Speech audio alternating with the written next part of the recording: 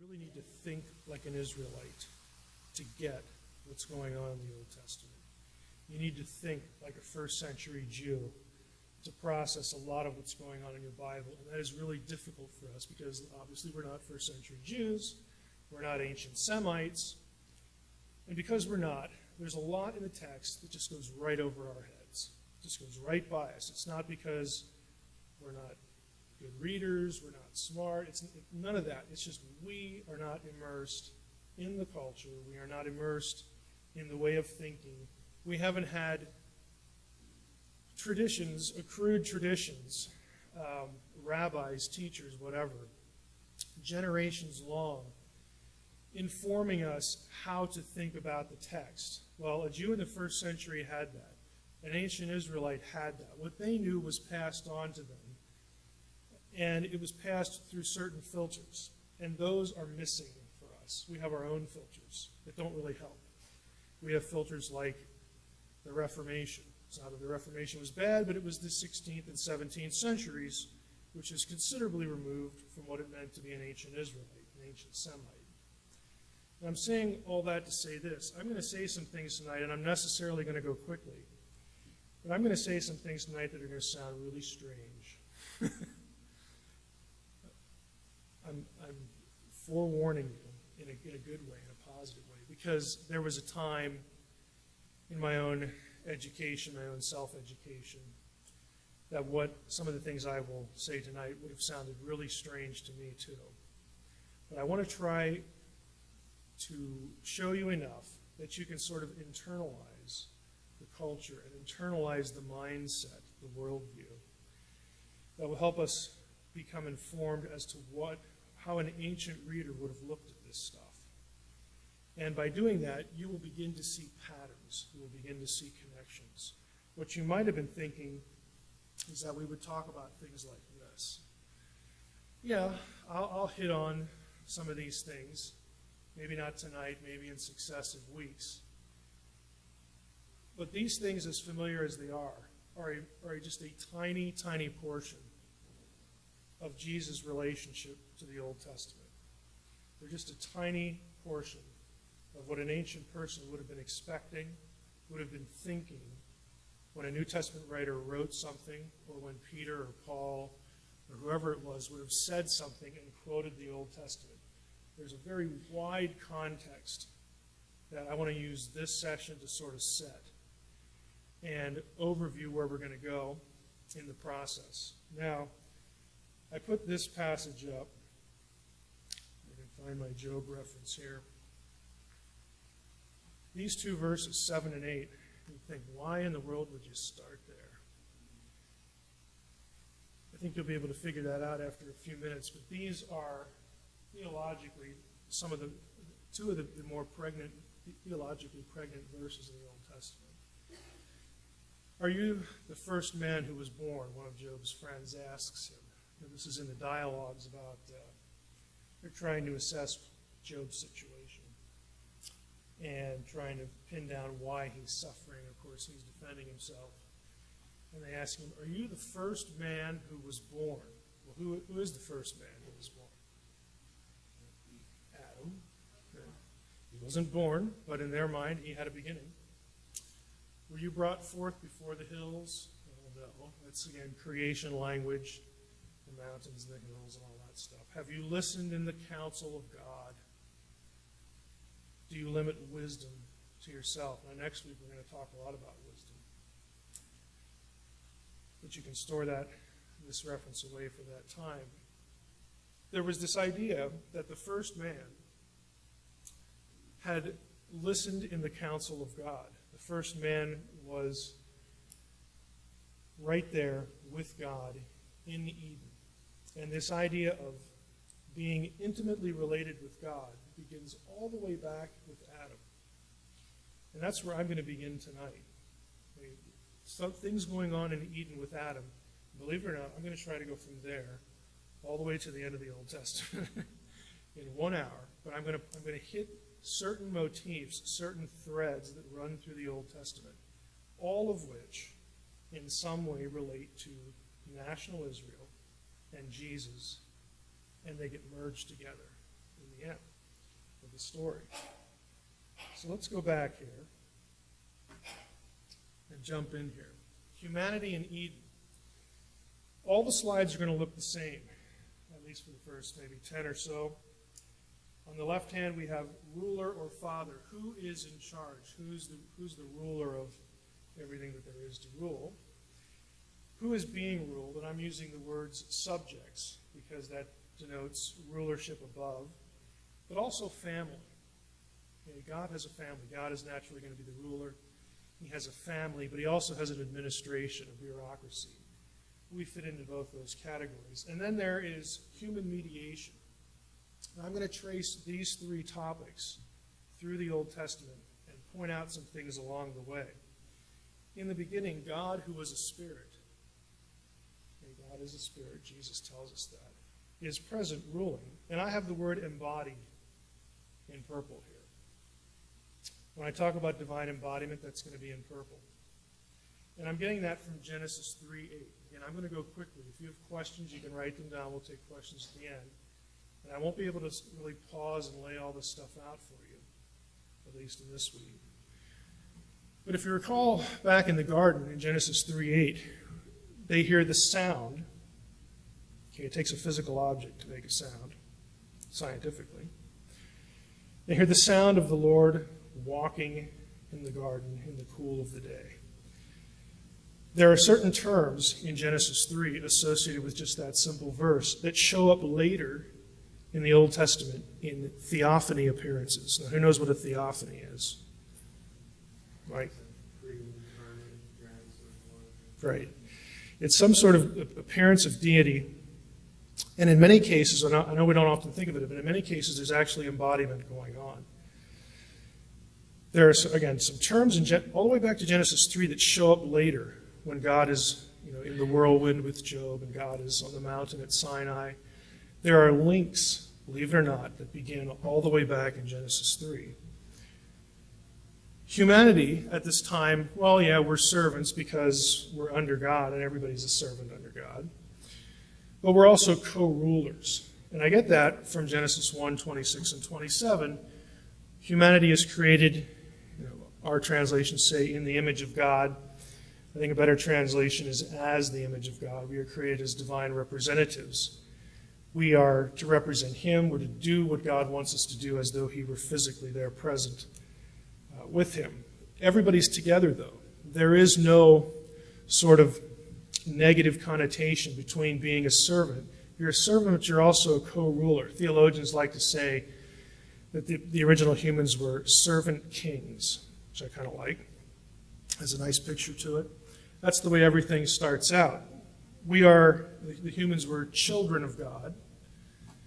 And sometimes because of the Old Testament culture, the phrase is sons of God, because it's patriarchal to that extent. But it's inclusive. It means children, male and female. He created them. And their task was to administer the kingdom of God on earth. Now, think about Eden. Eden is where God lives. Okay, it's His address in the beginning. It's also where He issues decrees. He is there with His heavenly host, who existed before humanity did. Elsewhere in the Bible, the heavenly host is referred to as a council, okay, a divine council. It's basically a bureaucracy, but it's also a family. We get plurals in Genesis 1:26 and 27. Let us create humankind in our image. But then we also get singulars. So God, singular, created them in His image. You get singular and plural. There's an interchange there between God and this group, the heavenly host. And somehow humans come on the scene and we're like them, but we're different. But we're sort of doing the same kinds of things. We're working for God. The kingdom of God is on earth. It's just situated in this place called Eden, because this is the beginning. The human mediator really is Adam, because, frankly, at the beginning, he's the only one mentioned in that role. And we go back to Job. Are you like the first man who listened in the council? So Adam is attending the council meetings, so to speak. He has access to wisdom. And in a week from tonight, we'll talk about wisdom in Proverbs 8 gets personified, gets pictured as a person who is a co-creator with God. That might be new to some of you. Look up Proverbs 8, verses 22 to 31. Wisdom is the co-creator with God. And the Old Testament authors do something with that, and the New Testament authors do something with that. And I'll preface next week's talk by saying, or by asking this question. Where do the New Testament authors get the idea that Jesus was the co-creator? I mean, you look in Genesis 1, there's like nobody else there. You look in some of the other creation passages in the Psalms, where is anybody else? I mean, you look at that and you have to wonder, and people have asked, well, where did they get that idea? Because it's in Colossians 1, it's in 1 Corinthians 8, it's in Romans 11, it's in John chapter 1, of course. Where did they get that? Okay, that's a little preview. They're getting it from their Old Testament in some fairly cryptic ways. Now, there was a problem, of course. We have the fall. Humanity is removed from where God lives and where God works, where God and his heavenly host, his council, do their thing. Humankind is driven away. So we have a change in status. Human beings are after this point, they're not going to be co-rulers anymore. That's been disrupted. It's been ruined. It's been put on probation. What we have is a change in status, but God forgives them, forgives Adam and Eve, and says, amid the curses, you know, what we're going to have to do here is someday one of your seed, Eve, somebody who's going to come from you, and you're human, so that would be a human being. Someday there's going to be a human being that comes along that undoes what you've just done. It's going to reverse what you've just done. But until that point, see you later. You've got to get out of here. We're not going to let you in Eden anymore. But it's not the end of the story. So we have a sense of a deliverer who has to be human. The deliverer is going to, again, because they're human, they're going to be some kind of servant. Now, look, I want you to tune into the language I'm using. Deliverer, servant, human. Okay? There's a bloodline. There's a royal bloodline because Adam was a co-ruler. Humans were initially, in the Old Testament story, designed to be co-ruling. They had royal status with God, with the king. So there's some sense of that going on too. And we have the emergence of evil. We have a competing interest over against the interest of God. Now, if we move it up to Eden, from Eden to the flood, we get some of the same things. Who's the ruler? Well, God. There's also the language of embodiment here, very early in the Old Testament. And I have here Genesis 5:22, 24, and 6:9. This is going to sound really odd, but go look it up. You're going to be a little surprised like I was when I first saw this. These three references refer to people who, quote, walked with God. Now, we use that phrase all the time. If you actually look that up, walk with God, like in your Logos software, you're going to find that that phrase only occurs 3 or 4 times in the entire Bible, and none in the New Testament. 0. Nobody is said to walk or have walked with God in the New Testament. And even though we use that all the time. Now, humans are commanded in both Testaments to walk before God and be obedient. But when God is doing the walking, when he's participating in the walking, that is a really rare phrase. And since the first occasion of this was Genesis 3, okay, the sound of the Lord God walking in the garden, and that has theophanic language that occurs elsewhere in the Old Testament. Scholars contend, and I would agree, that this language here, walking with God, used twice of Enoch and once of Noah, that has something to do with a direct divine encounter and a direct divine relationship. It's very unusual. But we have it in this period of these 3 people. Deuteronomy 23:14, I don't have a link to it. You're going to see this language used 2 more times here in Leviticus and Deuteronomy. And it refers to what's going on in the camp of Israel, where God says, I'm walking, I will walk in your midst. Well, what was going on in the camp of Israel during the Pentateuch period? Moses, Sinai. Was God completely invisible? No, he wasn't. There could be a pillar of fire, there could be a pillar of cloud, and even more dramatically, a human form. We're going to talk about the human form tonight. But while all that's going on, God refers to what he's doing there, or what the embodied Yahweh is doing there, saying, I'm going to walk in your midst. Okay, so obey, that sort of thing. It's a very unusual circumstance. Humans, of course, are servants as a result of the fall. We've lost sort of that upper status. We're still children, or the family of God, because there aren't that many people. The population is growing, though. But it's becoming wicked in the wake of, or in concert with, a divine rivalry or rebellion. Now that harkens back to Genesis 3, but it also speaks of Genesis 6. Regardless of what your view of Genesis 6 is, when the sons of God go into the daughters of men, and they father children known as the Nephilim, the mighty men of renown, so on and so forth. From that point, that passage is going to get referenced in both Testaments.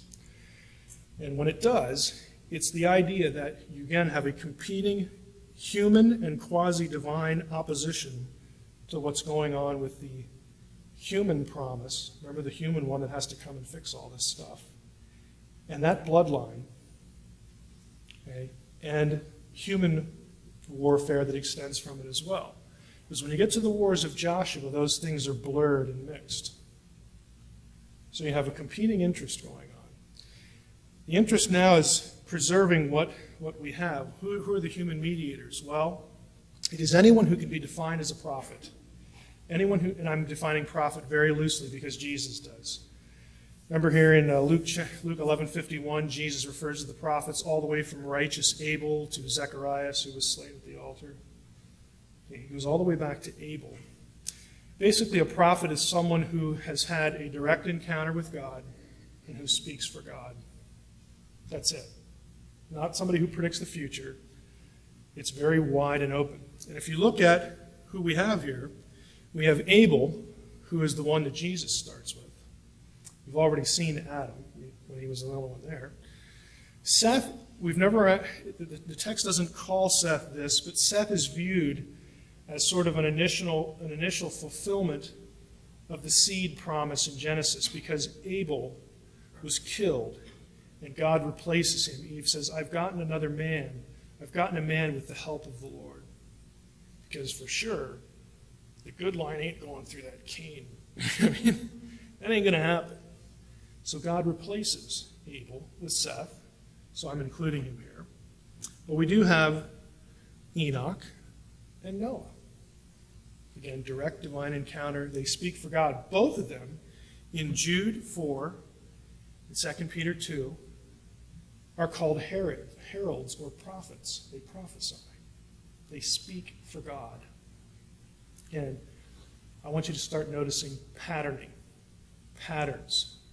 The Bible is, I don't know if you know what fractals are, but sometimes we get stuck in a real simple sort of relationship like typology. Typology is interesting.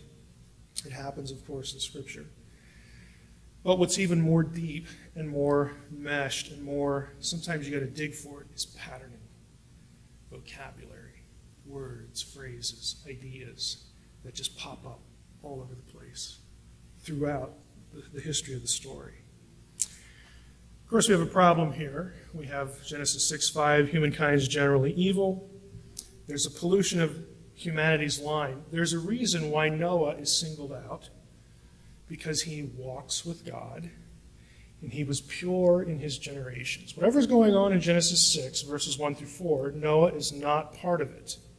There's a reason why Noah shows up in the genealogy of Jesus. Because Matthew, or Luke in this case, wants to be very clear that Jesus not only goes back to David and back to Abraham, he goes through Noah and Enoch to Adam. Okay, you have to establish this line. Okay, there's a reason for that. Babel. This is one of the critical moments of the Old Testament story. We have a state of chaos. There's no mention of divine embodiment. There is a divine sort of conversation or decree to the council. This is the other passage where you get plural language when God sees what's going on at Babel. He just told them to disperse and multiply. Do that Noahic covenant thing, like I told you. And God sees that they're not, and he says, Yahweh goes down, and then he says to his council, let us go down and put a stop to this. There's some little sense of urgency there. Because if we don't, nothing will be impossible to them. It's just like Genesis 3 in some sense, where the fallout as well is the knowledge of good and evil. We can talk about that a little bit later, but basically it's a presumption of authority that you don't have. You're an imager of God, but you are not at the status of those who decree fate and calamity, good and evil, for humanity. You are not at that level. Okay, you share the authority given to you, but you ain't got this. Okay, you are not, as Genesis 3:22 says, when after the fall it says now that the man has become as one of us, knowing good and evil. It's the same thing here. If we don't put a stop to this, humankind is going to be able, or they're going to try to assert this authority before it's time, before God decreed when they should have it. So we have a decision made by God to disperse humanity. But that isn't all he does. That might be how we're familiar with it, because there are other passages that talk about what happened at Babel. Deuteronomy 32, 8 and 9. And I have here a note that I'm reading with the LXX and the Dead Sea Scrolls. If you have an ESV, good for you, because you'll agree with me. The ESV says, when the Most High divided up the nations, he divided them up according to the number of the sons of God. Okay. Most English Bibles do not say that. Most of them have the sons of Israel. And there's a textual difference there. Dead Sea Scrolls, Septuagint, which is the Greek translation of the Old Testament, has sons of God. It has to be sons of God because if you go back and look at the table of nations, Israel isn't there. It doesn't exist yet. It can't be sons of Israel. Okay, but there was a later change made to the text in that tradition. But the correct text is preserved for us by providence. We also have Deuteronomy 4:19-20. Basically, in a nutshell, what happens at Babel is, God says, look, we've tried to rule with human beings, first as co-rulers, and then try to sort of reestablish my rule on earth and get back to Eden, and it just isn't working. You're disobedient again. And so what I'm going to do is I'm going to confuse your languages and scatter you over the earth. And not only that, but I'm going to divide you up, and I'm going to assign you to one of the sons of God. I'm going to put lesser beings who work for me, members of the heavenly host. You're going to report to them, and they're going to report to you. You're made for each other. Okay, I'm done being your sovereign. I'm disinheriting you from the family because I'm going to start over. And that's why chapter 12 of Genesis, right after Babel, is what? The call of Abraham. God disinherits the nations. And this is the Old Testament rationale. If you go to Deuteronomy 4:19-20, it says that the nations were allotted to these other beings, and they were supposed to worship them, not worship Yahweh. I had enough of you. It's the Romans 1 event of the Old Testament, God giving them up to their own desires. I'm going to start a new family. So long. Bye. Now you can have these for gods. And they work for me, so I want them to do a good job. And yeah, I can rightly say I'm the only deity, I'm the only God who is pre-existent, creator, and deserves to be worshipped. But you're under them now. I've had enough. Now, in the back of God's mind, God knows that the nations are rightfully his. And he's going to have a plan to get them back. But for now, he's had enough.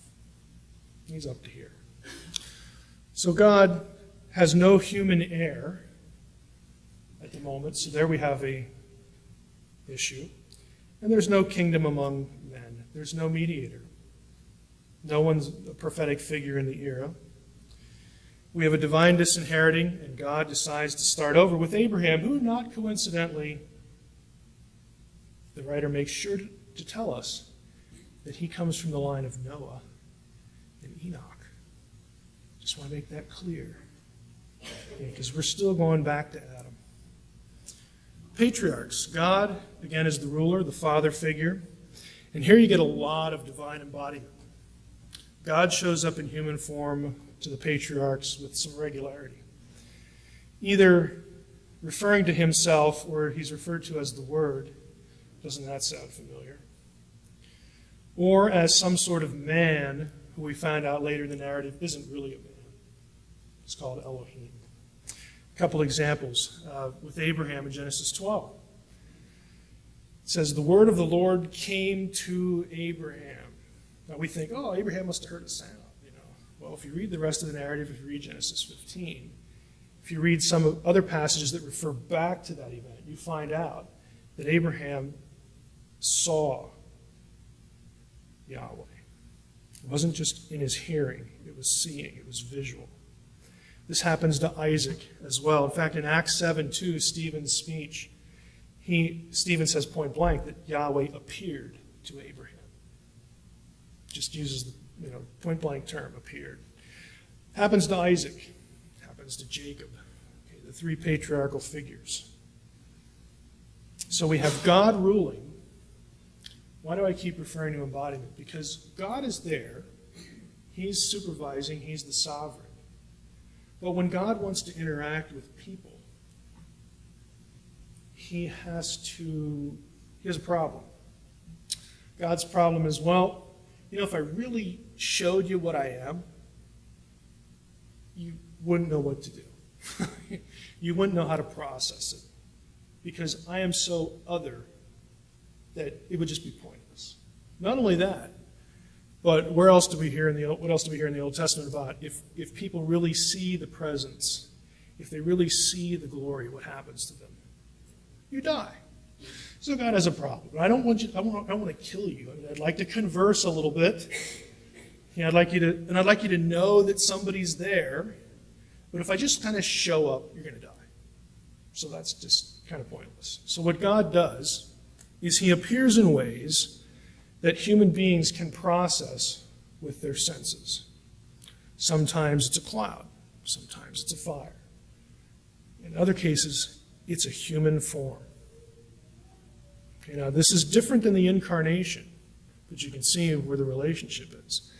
This is different from the incarnation in that the incarnation has God upping the ante a little bit. God is actually born a human with all the frailties associated thereof. This is why the incarnation was such a shock when the New Testament writers would speak of it. The Jews, they knew their own Bible. They're used to this idea of divine embodiment. Yeah, God shows up as a person and there's conversations. But the idea that God would, for lack of a better word, risk actually being born as a human being, that was kind of scary. But if they were tracking with the Old Testament, when we get to the end of this tonight, you'll see why that was the only way it could have happened. It's the only way all the things converge. It was a necessity. But God comes to the patriarchs. He says to Abraham, guess what? You're going to have a kid. Yeah, I know you can't. Don't worry about it. I'll take care of it. So there's a miraculous birth with Isaac. Out of that comes Israel, the nation, Jacob's name change and all that. So in a very real sense, the Israelites are God's children He's responsible for them being there. And they're also spiritual children as well. God now has a line on earth and a kingdom. Now, our figures, of course, are the patriarchs. It's kind of interesting. Who are the enemies that Abraham runs into in Genesis 14? Come on, this is a Bible verse I expect all of you to have memorized. that list of nations, Genesis 14. It's kind of interesting. If it's weird or boring, it must be important.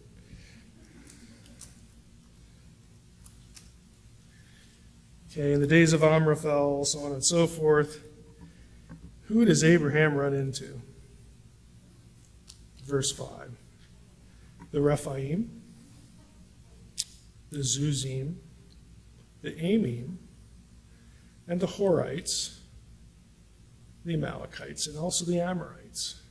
Are those names familiar? They're the same names that show up where? In the days of Moses and Joshua. Okay, and it turns out that there's something unusual about those people groups.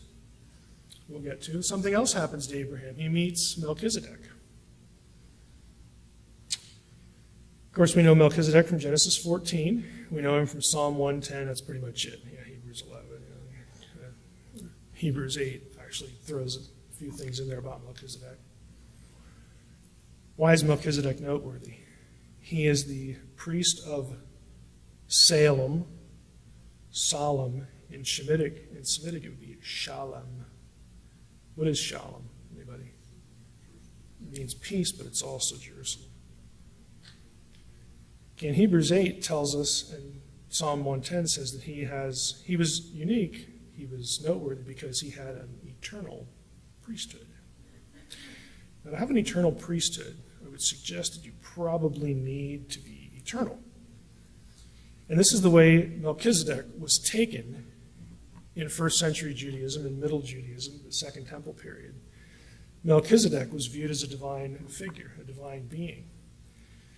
Because we can't have all these other, when we get to the end, it'll converge for you. But the fact that we have a priesthood that is not from Aaron is important because Messiah is never connected with Aaron. He's not from that tribe. He needs a priesthood that sort of operates out here, okay, to do all those things. What does Melchizedek offer Abraham, by the way? Bread and wine. What a coincidence.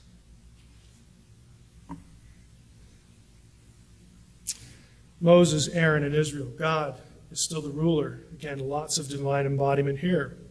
Exodus chapter 3. Who is in the bush? God's in the bush. Yeah, who else? Yeah, the angel of Yahweh is in the bush. And you go back to Acts chapter 7, Stephen's sermon, he tells you the same thing because Stephen's reading his Old Testament. The angel is in the bush. We get lots of appearances of the angel. Exodus 33, 1 to 11 is kind of interesting.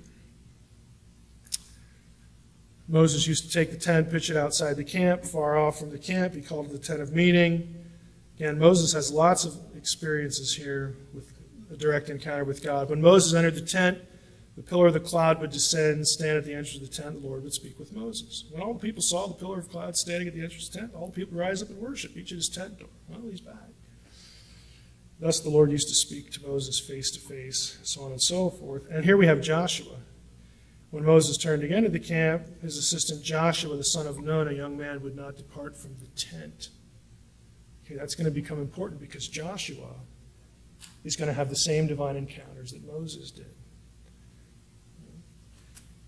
Exodus 23, also associated somewhat with the pillar. God tells Moses when they're heading out into the wilderness after they leave Sinai, he says, I'm going to send my angel with you.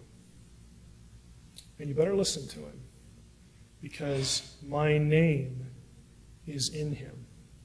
He will not forgive sins. My name is in him. Deuteronomy 4:37 helps us understand what that means. Because he loved your fathers and chose their offspring after them and brought you out of Egypt with his own presence. The name is the presence of God. It is the glory. It is what God is. And that thing, what God was inside this angel. The angel was the embodiment of Yahweh. And it went with Israel for the whole trip. Every day. Everybody got to see it. At least if you could see the front of the camp. Everybody got to see that. So much so when you get to the book of Judges, Joshua's died, and it's like, well, we still haven't, taken the land like we were supposed to. The angel shows up at a place called Bochim, which means weeping. Why is it weeping? Because the angel says, you still haven't done what you're supposed to do. I'm out of here. And he leaves. And the people sat there and wept. That's why the place is called Bochim unto this day. Because they'd had it for 40 years. Every day. Divine embodiment. Yahweh in human form.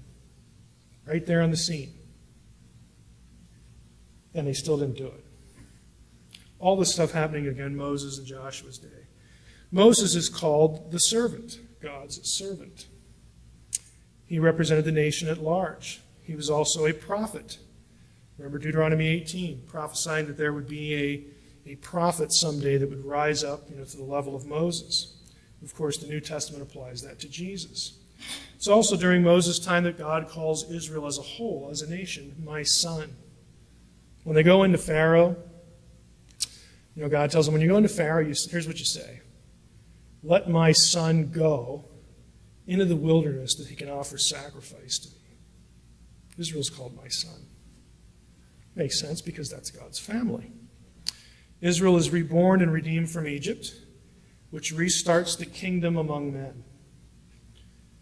Our mediator, again, is Moses. We're going to skip the whole law dispensed by angels, which is mentioned 3 or 4 times in the New Testament. Where do they get that idea? Well, they get it from the Old Testament.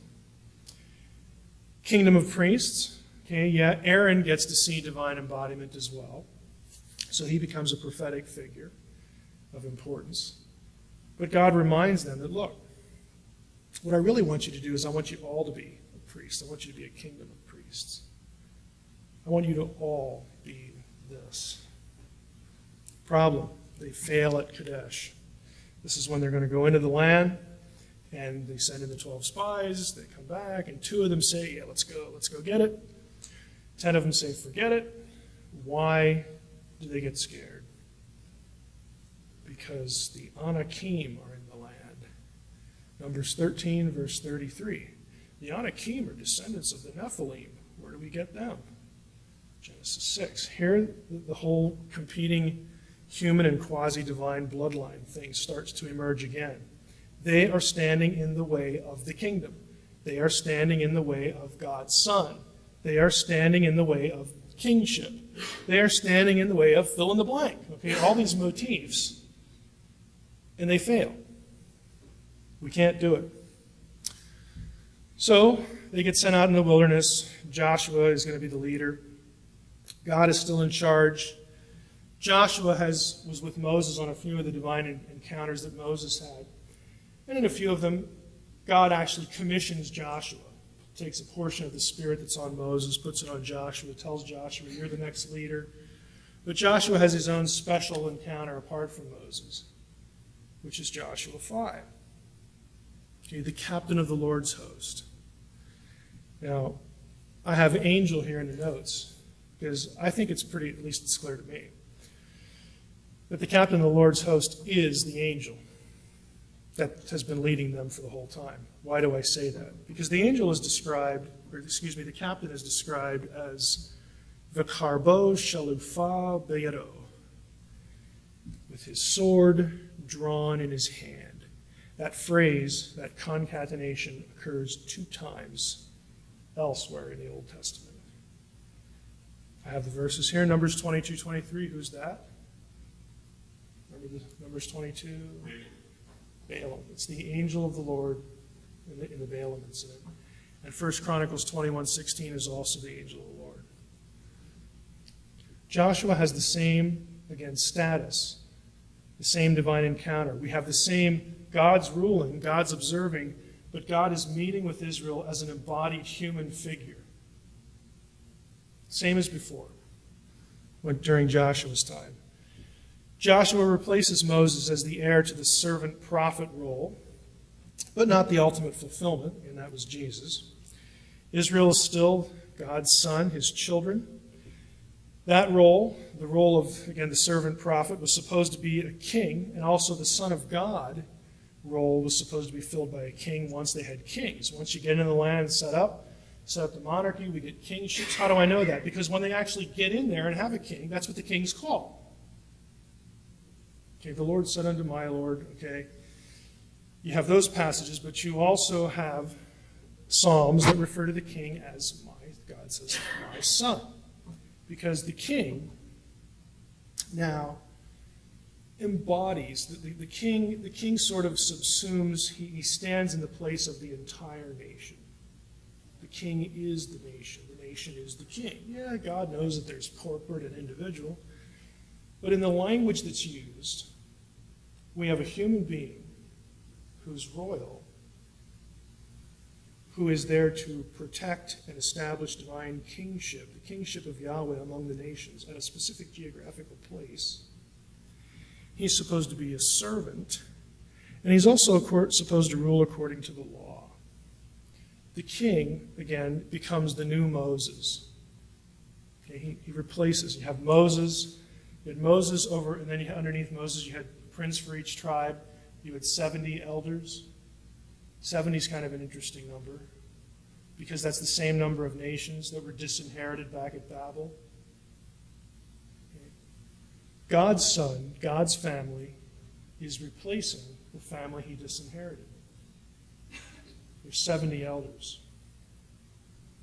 When we get to Jesus, Jesus does something associated with that number too. But the king ultimately was supposed to have all these things sort of fuse. The prophetic figure, the person who spoke for God. All these things were supposed to be focused on the king. And the king was supposed to carry the program through to its eschatological end. The king fails.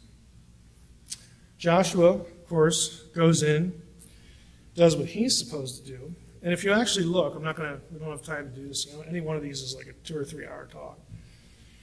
If you actually plot the places, there are only 4, 5, 6, something like that, places that are put under the parem in the Old Testament. That's when everything living, every person living, sometimes even the animals, are to be killed. Okay, that isn't the usual mode of conquest. Usually the verb is drive them out, possess, their houses, and God says, you're going to live in houses you didn't build, you're going to have fields you didn't plant, everything's there for you. But on a few occasions, God said, go in there, and they have to be wiped out. If you plot those cities on a map, and then you go back to the list of people groups that are mentioned, 7, 8, 9 times, Rephaim, the Amorites, the Zuzim, the Amim, all these Eames, okay, that all of them trace their lineage back to the giant clans, the Nephilim in Genesis 6. They live at those places. Those are population centers of those bloodlines. Now, I've never seen that in print, but just do it yourself. You will find out. Even the Amorites. The Amorites are kind of a generic term when Joshua goes into Ai, and they lose because of what Achan does. He laments, he tears his clothes, and he says, we came all this way, and now we're going to get beat, by these Amorites. Amorites, according to the prophet Amos, were unusually tall. Okay, even them. Okay, it's a pattern. It's a pattern. In their thinking, there's something demonic going on here. And God says, those are the places you go in. And they are karam. They are offered up as a burnt whole offering to me. Other places, if they run out of town, fine. These are the places that are put under karam. And it's about bloodlines. I know it sounds kind of weird, but that's what it is in the Old Testament. So they don't complete the conquest. We finally get a conquest under David. Of course, Samuel is around when David's around. Divine embodiment continues into the time of Samuel. Samuel's the last judge. There were a few judges that witnessed the angel, or again, some form of divine embodiment. Gideon is probably the obvious example. And the Gideon passage is interesting because Yahweh and the angel are both in the same episode at the same time. So they're two individuals. In fact, one leaves and the other one's still there at the end of the story. But with Samuel, the same thing happens. And this is one of my favorite passages in the Old Testament. I can't resist skipping 1 Samuel 3. Now the young man Samuel was ministering to the Lord, to Yahweh, under Eli. And the word of the Lord, the what? The word of the Lord was rare in those days. Oh, you mean they just didn't hear God? No, there was no frequent vision. First verse. It's something you see. Not just hear, but something you see. At that time, Eli, whose eyesight had begun to grow dim so he couldn't see, was lying down in his own place. You know the story. Samuel goes to lay down and he hears a voice. And he thinks it's Eli, and he runs over there a couple times. And Eli finally figures it out and says, well, it's not me. So if it happens again, you say, speak, Lord, for your servant hears. I'm all ears. I know it's not Eli. And that's what happens. If we go down here, verse 10, and the Lord came, Yahweh came, and stood. Okay, he stands in front of Samuel, calling as at the other times. Samuel, Samuel. Samuel said, speak, for your servant hears. And then Yahweh pronounces the judgment on Eli's family. And you get to the end of the chapter. It's just great. And Samuel grew, and Yahweh was with him, and let none of his words fall to the ground. And all Israel from Dan to Beersheba knew that Samuel was established as a prophet of the Lord. He had a divine encounter. Of course he's a prophet. That's what prophets are. That's what makes them prophets. They knew that he was established as a prophet of the Lord, and the Lord appeared again at Shiloh, which is where Samuel and Eli were living. For the Lord revealed himself to Samuel at Shiloh. How? By the word of the Lord. See, the word, sometimes in the Old Testament, is a human figure who is Yahweh. It's right there in the Old Testament. When John writes John chapter 1, he's not like, now which Greek philosopher should I quote here? Oh, I need some help from pagans. How do they talk about God? No. He knows his Old Testament, but that's what you'll hear in a lot of commentaries. John, heavily influenced by Greco-Roman philosophy, writes his gospel. Well, I'm not saying he was totally uninfluenced. I am suggesting, though, that he knew his Old Testament pretty well. David is called the servant. He's the king. The king is the servant. He's my son. He's the Son of God. Israel is now a kingdom of God on earth. David himself had a divine encounter. You look these passages up, 2 Chronicles 3. He meets the angel. The passage says that Yahweh appeared to David, father of Solomon, and it connects it with Ornan, the Jebusite, back at the threshing floor. You go look at that passage, it's the angel. Solomon sees the same thing. Again, they're kings, but they're also in this long line going all the way back to Adam. People who meet God and speak for God. Long line of the prophets. Okay, we have a failure under Solomon.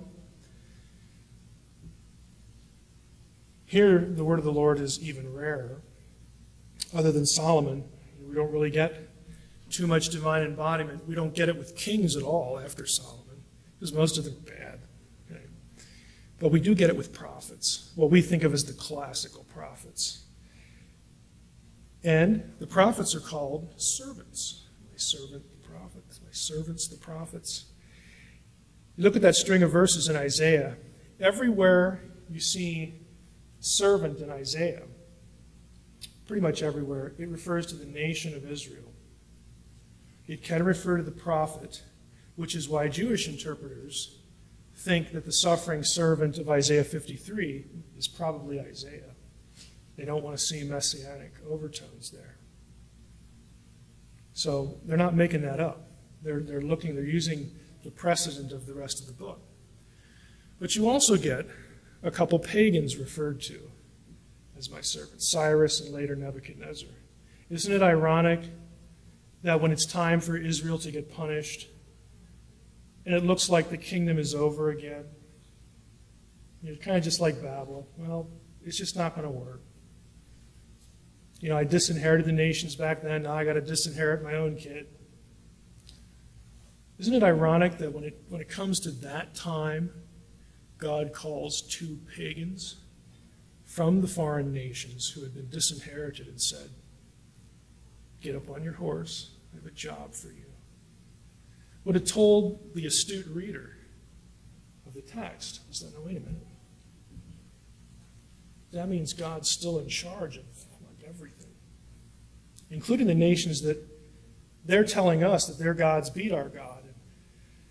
And we're in exile, and they're not. They conquered us. And we're like, what are we doing here? And the whole thing is over. It just, went where in a handbasket. I mean, it's over. And God says, well, if you think that, then figure this out. Why is it that I'm commanding them? They're the only ones around to do my work that'll actually do it. So I got to use them to bring you out of the muck where you're at. So there's a lot of irony there. Even after the exile, Israel is still called in Hosea the sons of the living God. They're still God's children. He accepts them back. But the kingdom is in exile. And the prophets get various messages to the exiles. Isaiah is sent to Israelites. Again, he sees the throne of God. It's a direct divine encounter. Jeremiah chapter 1, read it closely. The word of the Lord came unto Jeremiah. Then, like 2 verses later, that word of the Lord is called Yahweh. And then in verse 7 it says, and the Lord, Yahweh, reached out his hand and touched me. He's embodied. And it's a literary, it's a theological signal that I'm still here. Just like I was in the old, I'm still here. Ezekiel sees a man, figure of a man enthroned. Okay. All the weird stuff he sees, that's pretty clear, that part. Now, where does this wind up? Here's the situation we have at the end of the exile. You have the corporate servant dying. Israel's in exile. Israel's toast. Rightly punished for sin. The corporate servant, though, is raised anew by anointed human agency, Cyrus in this case. Corporate resurrection. The nation, Ezekiel 37 goes through a whole picture of how the nation who is clearly dead, you're like really, really dead. When the bones have to be reassembled in the veins and all that stuff, you're dead. But the dead will come to life again in a very vivid way. And we even have third day imagery in Hosea chapter 6, verse 2. Israelites are lamenting their situation. They say, well, even at the third day, he can still raise us up. The corporate servant can be raised up even on the third day. So you have the nation resurrected, but the glory and the kingship have not returned. And so you have more prophecy come. This time of a single servant whose ministry will mimic. Here's the part I want you to catch. The single servant's ministry, Jesus' ministry, mimics the corporate servant. Death because of the nation's sin, and then resurrection. Once raised and resurrected, following the pattern that we've seen up to this point, what else would you have expected? Well, we need a king. If we have a kingdom resurrected, we need a king. And there's those nations too. They still need to be brought into the fold, because God disinherited them, but yet he's still clearly interested in them. And he's told us a couple times he's going to bring them back. And they're going to worship him. He will be their God. We need a prophet like unto Moses, because that's still hanging out there. We need a priest who isn't from the Aaronic line, but oh yeah, there's that guy Melchizedek. We need a return of the glory of the presence of Yahweh. And we still need the original prophecy that started the whole ball rolling. We still need a human being that will undo the effects of the fall. And I want you to just look at this visually. We have here Jesus' bloodline back to Adam. Again, in parallel with some of the other bloodline issues that emerged in the primeval history. That's followed by a miraculous birth to Abraham, Sarah, and Isaac. Well, the Gospels have that too. And then Israel, my son Israel, is taken out of Egypt. So is this son out of Egypt. In fact, Matthew says, yeah, he came out of Egypt because, like Hosea says, out of Egypt have I called my son. Corporate, individual, the same things going on. You have deliverance under Moses. At the baptism of Jesus, I mean, you have, again, you can talk about the water imagery or whatever. What's really going on is at the Exodus is a victory over the gods of Egypt and a rebirth of the nation as God's son to start up the kingdom again. It's interesting, at the baptism, God says, "This is my son," so everybody can hear it. Of course, he comes to fulfill the law. We have the law at Sinai. The law, of course, points to Jesus. Jesus administers righteousness to his people and nations. And look at the passage quoted at Jesus' baptism. Isaiah 42. My servant. Then it's Israel. This time it's not. Because his life is mimicking, is echoing what happened to the corporate son. Then they go into the wilderness. The corporate son fails, goes into the wilderness, which is associated with chaos and demonic forces. Jesus goes into the wilderness, and we have a victory over Satan. Satan offers him the nations. Isn't that curious? Bow down and worship me.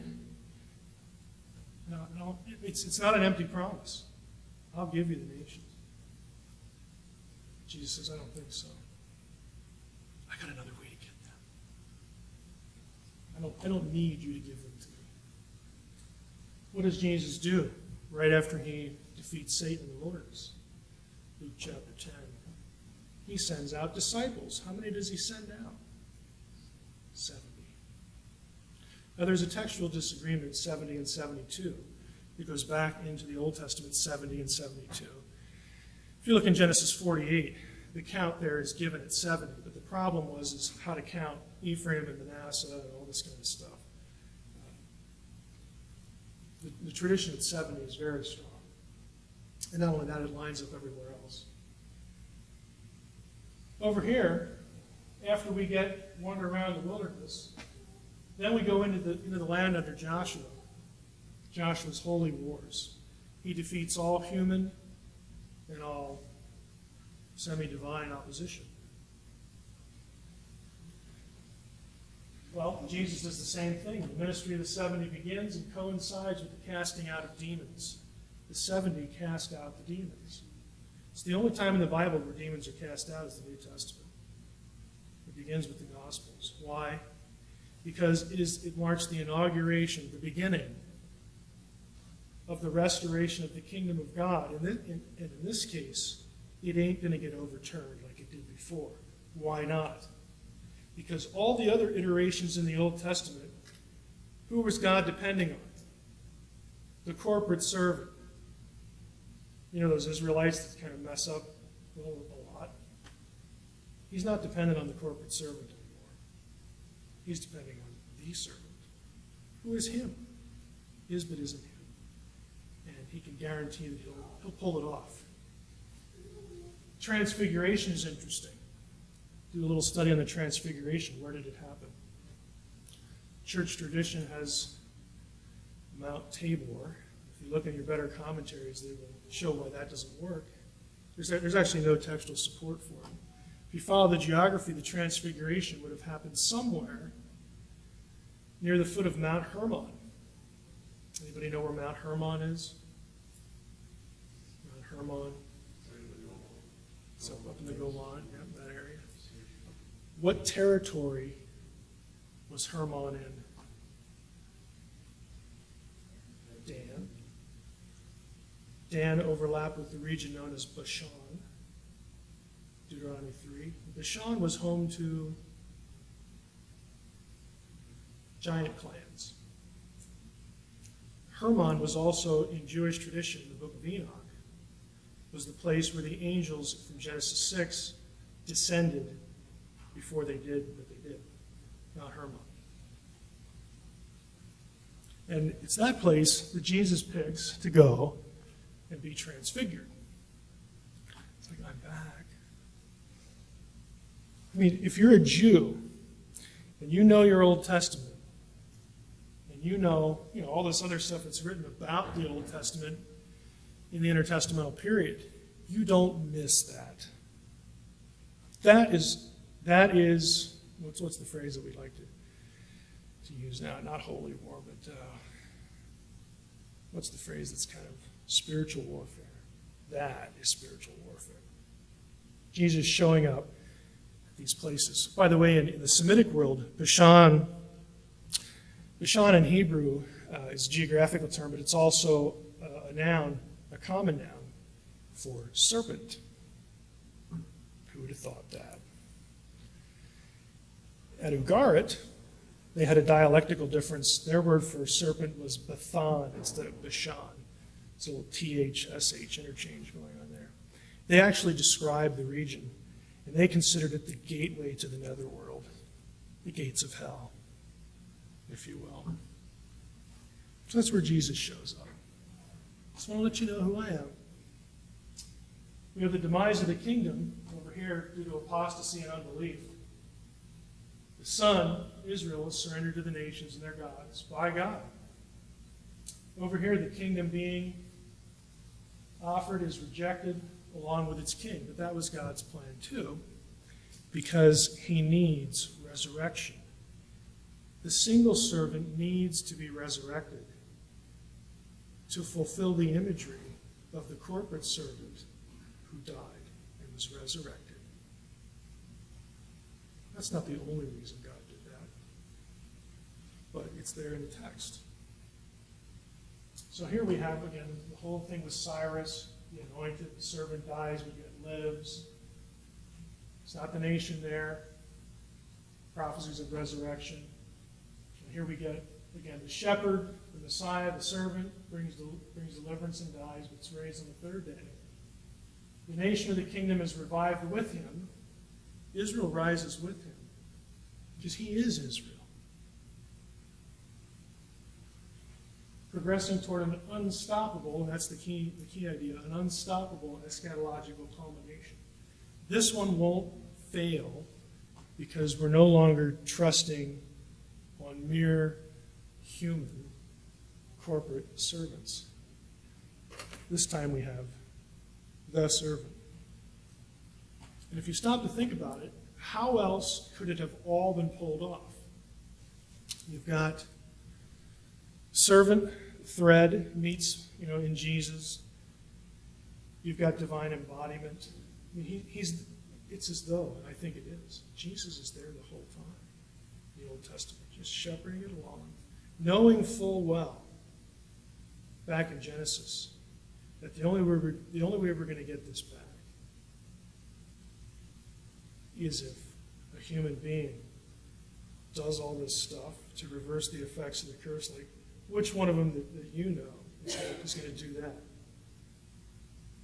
I'm going to have to become incarnated. I'm going to have to become them to flip the whole thing around. So everything converges in this one individual, and his life mimics deliberately. The New Testament writers, this isn't an accident. This is an intelligent mind guiding the New Testament writers to arrange the material as they did so that the readers would get the point. Now, Dax has been going through, I'm going to put this up real briefly. There's a lot more that could be hit on, even before we get to the history of Israel, Abraham. There are a lot of other parallels that are more primeval. But Dax has been preaching through Ephesians, and this was the thing that shocked Paul. He's astonished that the Gentiles are included in this. Why? Because they're the ones that were disinherited. They're the ones that messed up. I mean, they were the competing line. They're the ones that were always opposing this, even by God's own design, God's own choice, God's own judgment. So in other words, for this whole thing to work out and to have redemption and to reclaim the nations, God is going to have, something God did is going to have to be undone. And frankly, only God can do that. And so you have an incarnation. You have the wall of separation from the Gentiles being torn away. He is Israel. But the Gentiles are also his body. And you just think about it. Think about all the terms. The epistles use words like adoption. That's a really pregnant term against the backdrop of all this. It's a family term. There are lots of things in the New Testament that I'm going to encourage you. This is our wrap-up here. I'm going to encourage you to filter through. Look for repetitions. Look for patterns. In academese, we call this intertextuality. It's not a fancy word. We're just saying, look at the text real closely, where they use the same things. I think it'll give you a really solid backdrop so that when you read through your Bible, you'll be able to sort of pick out why writers are doing what they're doing, what they're telegraphing, what they're picking up, little threads they're picking up, and they're going to take it a little further. And they're going to drop it somewhere. Then the next guy will pick it up. But it's a story. Just like a good novel, except it's not a myth. It's the myth that's true. That sort of thing, stealing that from Tolkien. I mean, it's a good story.